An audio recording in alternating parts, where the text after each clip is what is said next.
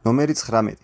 OXY მართკუთხა საკოორდინატო სისტემაში მოცემულია ABC სამკუთხედი, რომლის AC გვერდი OX ღერძის პარალელურია, ხოლო ABC წერტილების კოორდინატები შესაბამისად x1, y1, x2, y2, x3, y3-ია.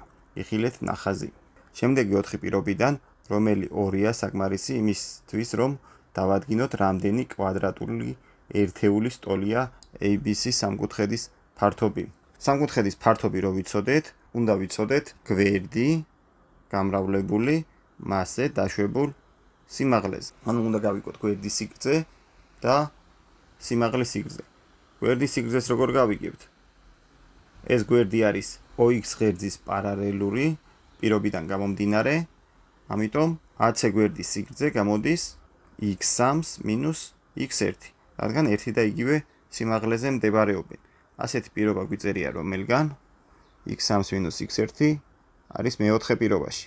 ანუ ეს მეოთხე პირობა გვჭირდება, ხოლო სიმაღლის გასაგებად b რამდენი ერთეული ძევით არის ამ AC გვერდიდან. ჭირდება მეორე კოორდინატებს შორის სხვაობა.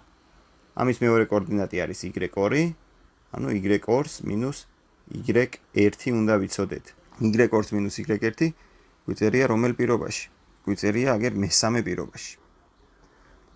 მესამე პირობით ვქებულობთ სიმაღლეს, მეოთხე პირობით გვერდის სიგრძეს და ფართობი არის გვერდი გამრავლებული მასზე დაშვებულ სიმაღლეზე და გაყოფილი 2-ზე. ანუ სწორი პასუხი გამოვა E. ანუ ფართობი იქნებოდა 3 ჯერ 5 შეფარდებული 2. ამ ორი პირობიდან გამომდინარე.